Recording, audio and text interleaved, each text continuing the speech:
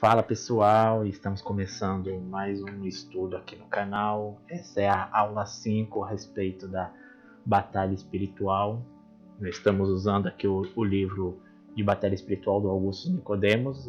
No vídeo de hoje a gente vai fazer um pequeno resumo dos capítulos 6 e 7. E como sempre, a Rose está aqui me dando a honra de me ajudar nesses estudos. Tudo bem, Rose? Tudo bem, William? Honra é toda minha. Boa noite, pessoal. Vamos lá. Amém. E antes de começarmos, aqueles recados de sempre. Se você ainda não for inscrito, se inscreva no canal e ative o sininho para você ser notificado sempre que tiver vídeo novo. Compartilha também com aquela pessoa que você acha que vai ser edificada com este conteúdo. Deixa um comentário aí também para engajar o vídeo.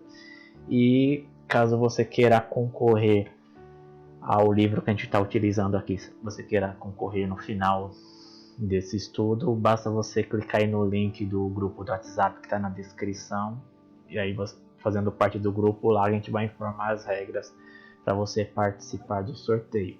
E se você quiser, você também pode comprar o livro pelo link que está aí na descrição do vídeo. Comprando por esse link você ajuda o canal e não vai pagar nada a mais por isso. E agora chega de enrolação e bora começar. Então hoje nós veremos dois tópicos. O primeiro é a batalha espiritual como resistência. Então vamos ver aqui a posição de defesa e resistência para o cristão. Então, na Bíblia, o cristão ele é descrito como um soldado resistindo, né, defendendo uma fortaleza já conquistada por Cristo Jesus. Você pode conferir isso depois lá em Efésios, no capítulo 6, versos 11, 13 e 14.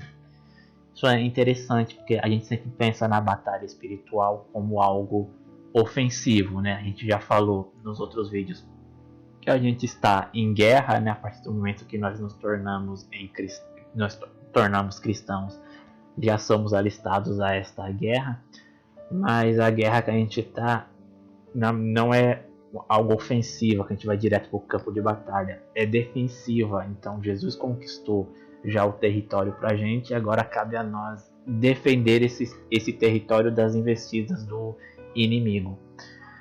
Há momentos em si que a gente tem que partir para uma ofensiva, mas via de regra a nossa posição é mais de defesa do que de ataque. Sim, exatamente. A gente tem que estar em constante oração, né? Sim. Em insistência sempre e vigilância. Porque aqui no versículo 18 também, que eu acho importante a gente citar, de Efésios 6, fala assim: orai no Espírito em todas as circunstâncias, com toda petição e humildade e insistência. Tendo isso em mente, vigiai com toda perseverança na oração por todos os santos. E, além disso, a gente tem que estar em persistência, vigilância e ainda buscar, não só pela gente, mas por todos. Ou seja, cobrir os nossos irmãos e aqueles que nós amamos e outras pessoas que ainda não foram alcançadas das nossas orações. Sim, verdade. E, como eu falei, apesar de a gente estar nessa posição de defesa, há momentos que a gente terá que partir para uma ofensiva. E a arma ofensiva na batalha espiritual é a própria palavra de Deus, né? Não são estratégias humanas, nada que a gente possa fazer. É somente a própria palavra de Deus, é a maior arma ofensiva, né? A pregação do evangelho. Às vezes a gente vai num lugar assim, a gente não precisa destronar espíritos que habitem naquele lugar, tentar exorcizar as pessoas, embora isso possa acontecer uma vez ou outra, mas a arma em geral é a palavra de Deus. O que a gente vê os apóstolos pregando, fazendo quando iam no lugar, era pregar o evangelho e não tentar fazer alguma estratégia de batalha espiritual. E a gente vê que o apóstolo Paulo, ele também pede oração para que ele consiga vencer as fortalezas, e quando ele pediu essa oração, ele estava preso. Então isso cabe também ao que a Rose falou, uma das nossas armas é a oração, né? Não são estratégias, não é, sei lá, essas coisas aí que os movimentos de batalha espiritual inventam, né? Nossas armas são a oração e a palavra de Deus. E como a gente também já viu no vídeo, na aula 3, né, a respeito das doutrinas da batalha espiritual comparada com a Bíblia, não há na Bíblia a indicação de que o cristão deva se envolver em batalhas do tipo destronar espíritos ou coisas desse tipo. A estratégia em que o cristão deve se engajar é revestir-se de Cristo para poder resistir ao maligno. Então é isso que a gente deve fazer, revestir da palavra de Deus, ficar firme na oração.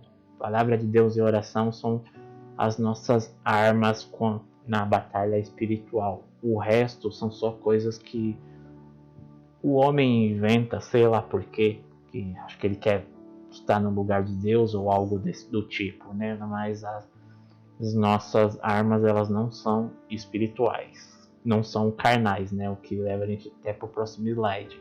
Então, as nossas armas, elas são espirituais. Então, as armas que a gente utiliza para travar a verdadeira batalha espiritual não são armas humanas. Esse versículo eu acho importante ler, porque eu acho que muita gente acaba esquecendo dele quando se envolve nesses momentos de batalha espiritual, que é o 2 aos Coríntios 10, versos 3 e 4. Tá, a minha versão é a King James e eu vou estar lendo para vocês. Diz assim: porquanto, embora vivendo como seres humanos, não lutamos segundo os padrões deste mundo, pois as armas da nossa guerra não são terrenas, mas poderosas em Deus para destruir fortalezas. Amém. Como outras traduções também dizem, né, as armas da nossa milícia não são carnais, mas essa tradução aí também é muito boa, porque ela já resume tudo. Não são estratégias humanas, não é nada que a gente possa fazer. As armas para nossa guerra, principalmente para a defesa, que é a nossa posição, são espirituais. Então elas são fabricadas pelo próprio Deus. Não são coisas que a nossa piedade pode fabricar. Sim. E o versículo 5 diz assim, ó, eu gostaria de complementar. Destruímos vãs filosofias e a arrogância que tentam levar as pessoas para longe do conhecimento de Deus. E dominamos todo o pensamento carnal para torná-lo obediente a Cristo. Mais uma forma de entender que a nossa batalha, além de ser espiritual, é uma batalha conosco, né? Batalha na mente. Sim. O primeiro inimigo que a gente tem que derrotar é o nosso ego, Sim. O nosso eu. Desconstruir tudo aquilo que foi construído, uma tal rebeldia, as nossas atitudes, obedecer. É difícil às vezes obedecer, né? Mas a Bíblia fala que é melhor obedecer do que sacrificar, né? Sim. E a gente vê aqui que as armas da armadura, né, descrita por Paulo em Efésios 6, todas têm um tema em comum, né? São coisas que se referem à palavra de Deus. Então, fala do evangelho, da paz, essas coisas assim, tudo tem a ver com a palavra de Deus. O que significa que não são armas que a gente fabrica, né? É o próprio Deus que as concede. Sim. E aí com isso a gente vê que o propósito principal do diabo é abalar nossa confiança em Deus para nos tirar da mão dele. O diabo não está interessado em deixar a gente doente, desempregado. Ele pode até usar essas estratégias, se isso nos afastar de Deus, porque o que ele quer é que a gente fique longe de Deus. Muitas das vezes, talvez, se rico e com saúde a gente não lembrar de Deus, então o diabo não vai se importar em tentar deixar a gente doente. E a gente vê depois, por exemplo, o caso do jovem rico. O que afastou ele de Deus foi justamente as riquezas dele, que ele não queria se livrar delas. Sim. Então o diabo não se preocupou em deixar ele pobre. Não, próspero, você já se afasta de Deus, para que eu vou tirar o seu emprego? Exatamente. E uma coisa que às vezes a gente vê muito, isso até dentro da igreja, tá? Muitas pessoas, mas eu conheço Deus, eu ouvi tanto meus pais falarem, eu me simpatizo com a igreja, eu gosto de ir lá para ouvir o louvor, uma palavra, mas é visitante, vai de vez em quando, é aquele que, simpatizante, né, que se fala, mas ele não é praticante. Então, Esse ele está correndo um perigo enorme e ele não sabe o quanto ele está correndo um perigo. Brincando, sabe? Com as coisas de Deus. A Bíblia diz que melhor que seja frio ou quente do que morno, porque os mornos serão vomitados. O frio, pelo menos uma água fria, ela mata uma sede. A água quente, ela aquece e mata uma enfermidade. Limpa, esteriliza, e o morno não serve para nada. Então, toma cuidado. Vou lá de vez em quando. Ai, me sinto bem.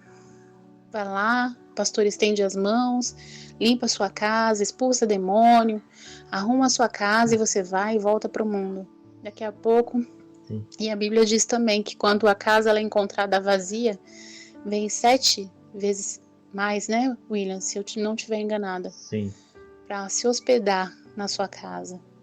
Então, assim, não brinque com as coisas espirituais. A gente não pode brincar com as coisas espirituais, porque o diabo ele não tá para brincadeira. Ele quer apenas uma coisa, que é a nossa alma. E o lugar dele já tá garantido. E ele quer levar a gente com ele. Só isso que ele quer.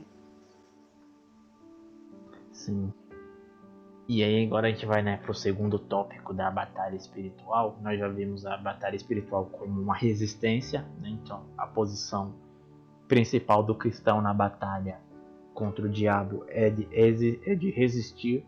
Devemos defender a fortaleza que Jesus já conquistou e não expulsar o diabo. Ele já foi expulso. Então a nossa função agora é defender para que ele não volte. Sim. E a segunda característica é a batalha espiritual como proclamação. Então, como a gente já falou, uma das armas que a gente tem é a proclamação do Evangelho. Então, a maneira da igreja avançar no mundo é pregando o Evangelho. É isso, inclusive, que a gente vê Paulo fazendo. Por exemplo, lá na cidade de Corinto, tinha uma cidade assim que era toda pagã, também era a cidade de Corinto, imperava tudo que era pecado lá. Tanto é que eles até cunharam um termo lá que era corintianizar.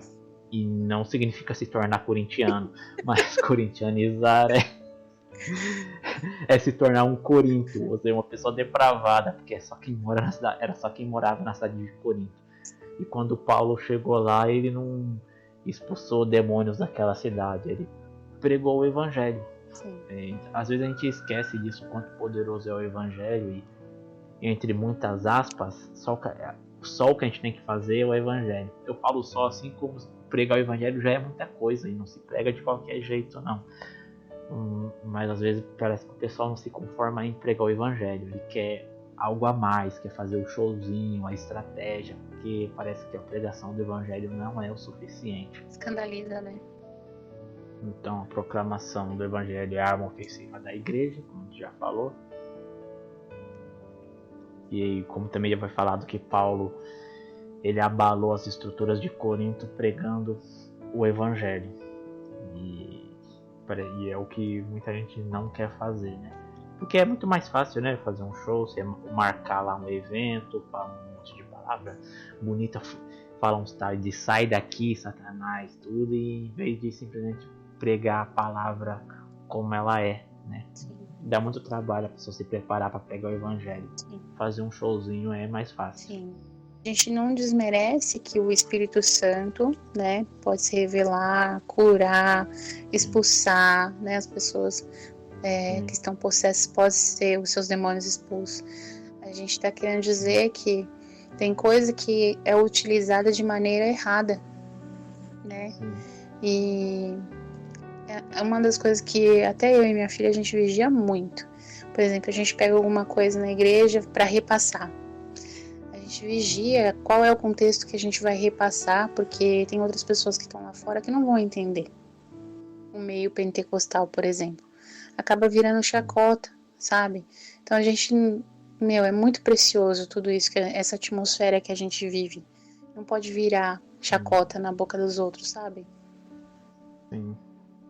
Então a vitória de Paulo na cidade de Corinto foi demonstrada através da proclamação do Evangelho de Cristo. E o que libertou as pessoas daquela cidade foi a pregação do Evangelho. E às vezes a gente desmerece o quanto se enquanto simplesmente falar do evangelho, do que o Cristo fez na cruz, é capaz de libertar. Acho que parece que a igreja hoje não acredita mais nisso, né? Tem que ter algo a mais. Sim.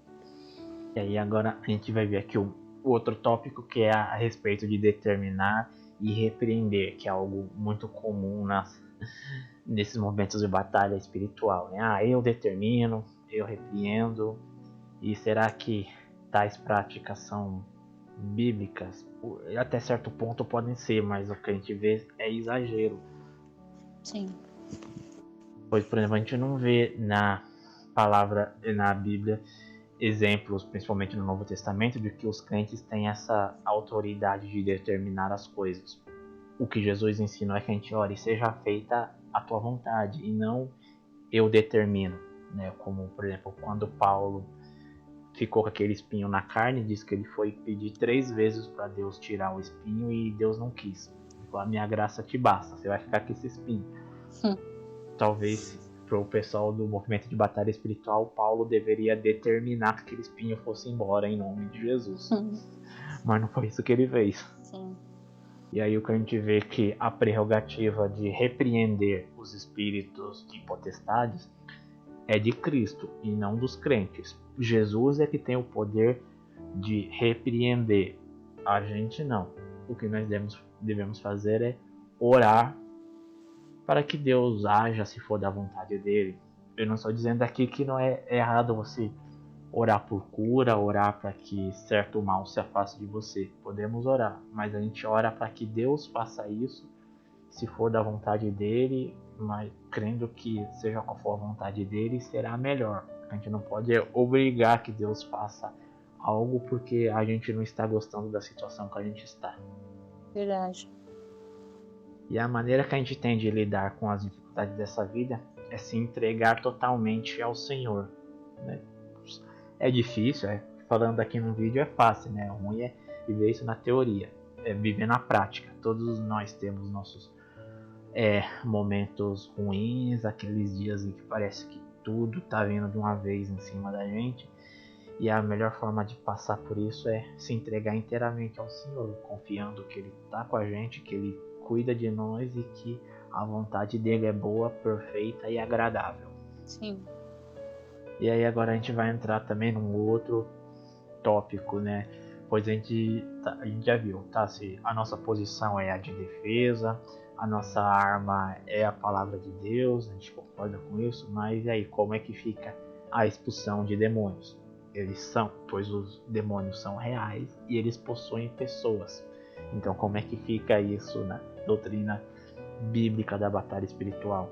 Bom, a primeira coisa que a gente vê é que Jesus ele rechaçou os demônios assim rapidamente. Ele não precisou fazer entrevistas com o demônio, ele sempre chegou lá e sai, né? Não teve resistência, nada. Simplesmente a palavra de Jesus foi o suficiente para expulsar o demônio. Sim.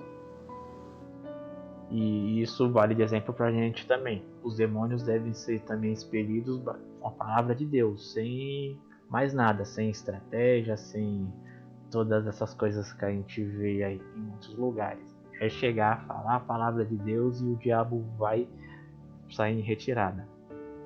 E os pastores, presbíteros e até mesmo os cristãos devidamente ordenados e com a vida no altar, eles podem sim expulsar os demônios, crendo que o poder vem de Deus e não deles, pois há muitos também que parece que quer ser o fortão, o todo poderoso, né, que bate de frente até com o demônio e esquece que o poder vem do próprio Deus. Então é a palavra de Deus que está expulsando e não eu. A gente tem aquele episódio lá em Atos 19 dos filhos de acho que é Seva, o nome do cara que chegou lá, em nome de Jesus a quem Paulo prega, sai daí. Ele fala, eu conheço Jesus, conheço Paulo, mas você não conheço não. Tomaram uma surra.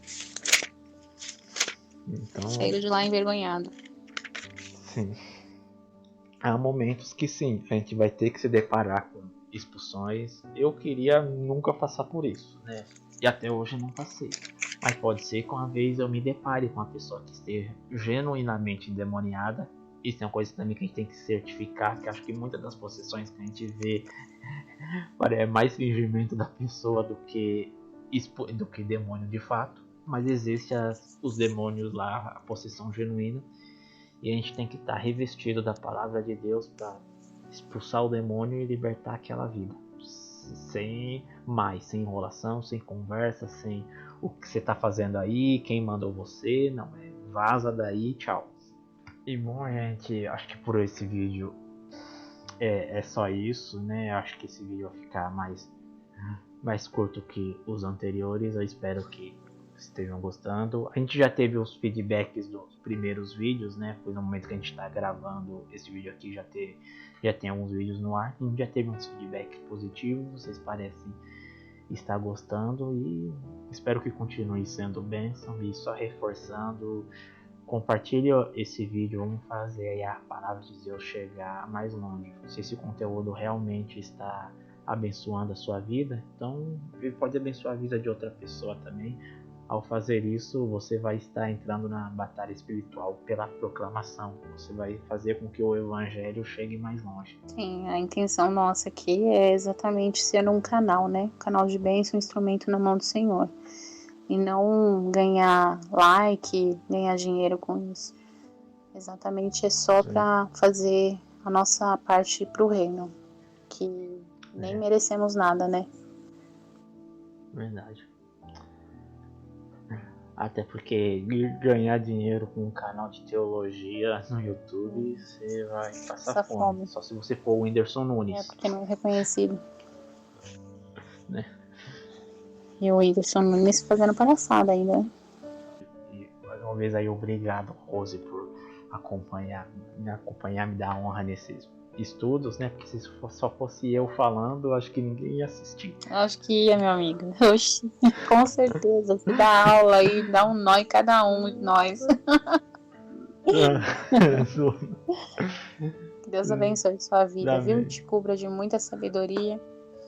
E que você continue aí com esse coração aberto a estar sempre disposto, nos ajudando, nos auxiliando e engajando pessoas para conhecer mais a palavra do Senhor. E não para, independente de qualquer coisa. E hoje a gente teve a prova disso, né? A gente desanimou um pouco, porque às vezes a gente não tem o respaldo que nós queríamos, mas a gente teve a prova hoje, né, William? De que vidas estão sendo alcançadas e isso nos motiva. Não deveria ser dessa maneira, mas nós somos humanos, nós cansamos, nós também temos as nossas vidas, né? E dedicamos isso também, esse tempo precioso ao Senhor. E é muito difícil, exatamente, é uma batalha toda vez que a gente vai fazer algo assim para o reino. Não deveria ser, mas porque nós somos carnais, né? Então, se você está sendo tocado, está sendo alcançado, alcance outras pessoas. Às vezes você não tem, eu não consigo falar, eu não consigo... Mas em algum ponto dessa mensagem foi edificante, você sentiu que uma pessoa deve receber essa mensagem, manda para ela. Essa palavra pode trabalhar o coraçãozinho dela e ela vir para Jesus. Amém. Depois de uma mensagem dessa, qualquer coisa que eu falar só vai estragar. Então, já virou um jargão seu. Pode parar de graça isso daí, viu? Eu não vou ser doido de estragar isso não. Tchau, gente, até o próximo vídeo. Valeu, gente, tchau.